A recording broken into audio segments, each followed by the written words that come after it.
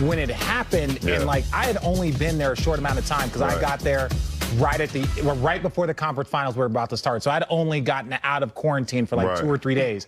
And like to see all Marcus Spears, to see all of the media people, because I was just watching the game and I saw it and I was like, what the hell? Then I turned around to look and it was just like everybody was just, they couldn't believe. And it was different than like when you saw like Golden State come back from because it was like they were the best team in the league all year. And even though KD and Westbrook, it was like, the best team. They had the ability to do that. The best team, but it was just like, yo, to watch that was mind-blowing. I just felt like the Clippers would win that series. I feel like they had some championship DNA. Obviously, Kawhi, champion, T. Lue champion, Doc champion, and I just felt like they had built up enough mantra over that year to win that. Okay, let me ask you this, because, and I'm sure you'll take this somewhere else too. Once it was all said and done, you had your moment on the mic. Yeah. And you said the whole organization, Rob Pelinka, Jeannie Buss. As much as she setting you up, she's setting me up.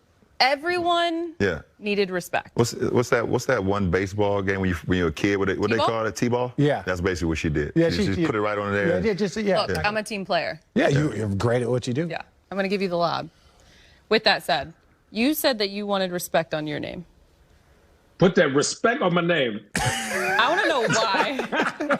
I love having I want to know why. Because I really do. I have literally not talked to you about it. I want to know why in that moment. And I want to know if the 4th championship has changed you. Why did I say that just at the end about me or about everybody? Well, I think...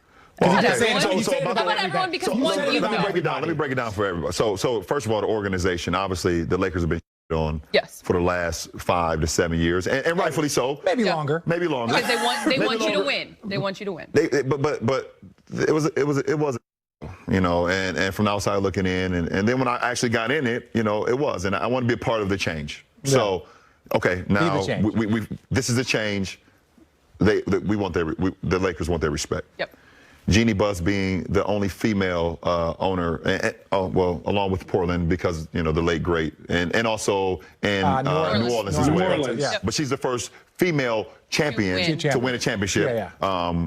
And there was a lot of beef. There was a lot of beef. Like, other things happened, but she took over because she took over, and obviously people know the story with her brothers and all that stuff. And she, but more importantly, she wanted to just grab the Laker franchise.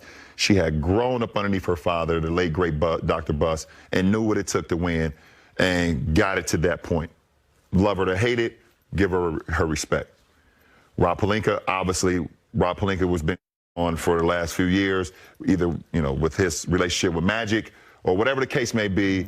He's only the GM because of Kobe and his relationship with Kobe. Whatever you say. He built a championship team. We won a championship. Yep. Coach Vogel as well. They didn't believe that they believe he was a second fiddle, for the Lakers job. It should have been T. Lue. Obviously, we know what happened with that. He put us in position. He made the right play calls. He made the right adjustments. When we played, okay, JaVale was starting. Okay, we played this team. Okay, well, I need Dwight in here. Okay, you're starting. I need Keith in this series. AD, in the Houston series. AD, you're playing in the 5. Houston Suck series. it up. JaVale, Dwight, this is not the series for you. Keith, AD, you guys got to dominate the interior. Yeah. AC. Now you're gonna have to start. In the finals, AC, I need you to start at one of the guards. He made those adjustments. He won a championship. And for me personally, after all that I've accomplished still in this league, there's still a conversation of like doubt. And I can hear and I see it, and I see it on my feed every time I post something with this jackass across from me. I just do it to motivate you. No, and I love it. I love you too.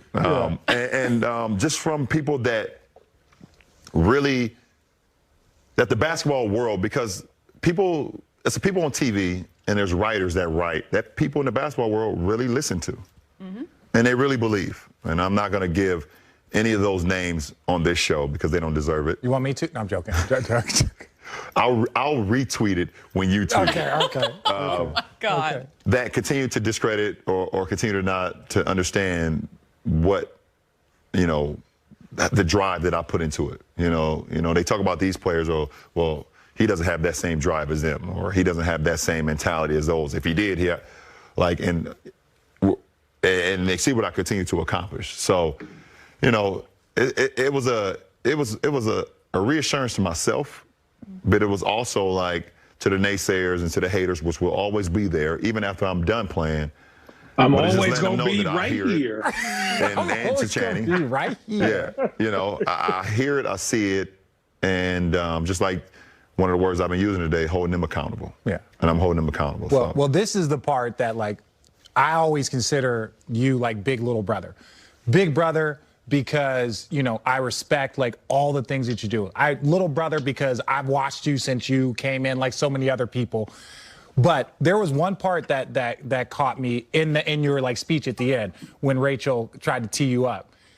A couple years ago, after we won the championship, you said, look at his face.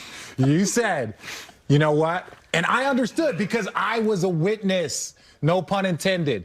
I was a witness, no pun intended. You were like, I believe that right there, after we won championship, made me the greatest because you had done something that had never been done before. Our team had done something that had never been done before. And people don't understand from an athlete standpoint the confidence and the mental confidence that we have to instill in ourselves.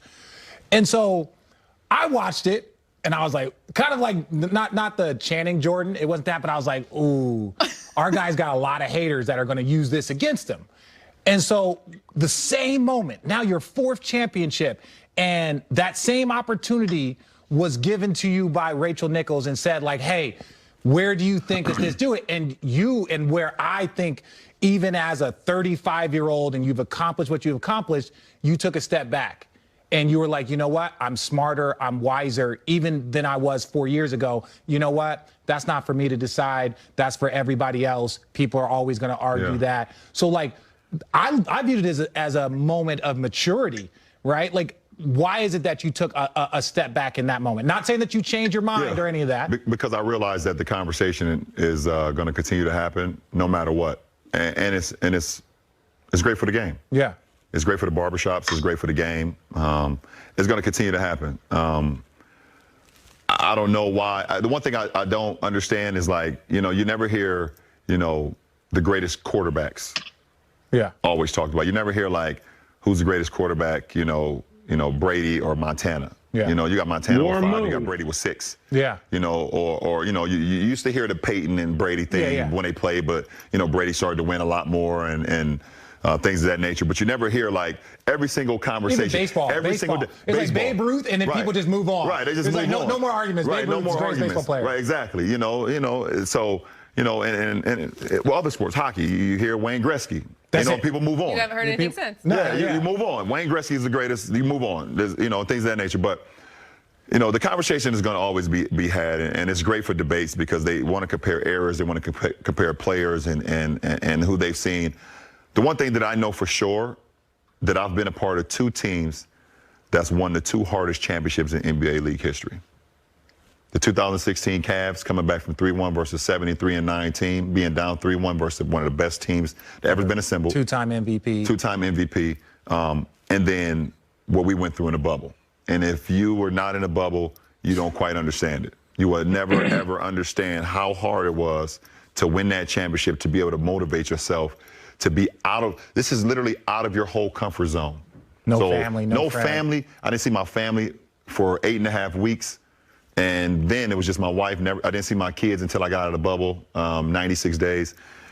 Everything you're accustomed to, your own bed or your chef, you know, your sleeping pattern, you know, you're so accustomed to, you know, for me, I'm a routine guy.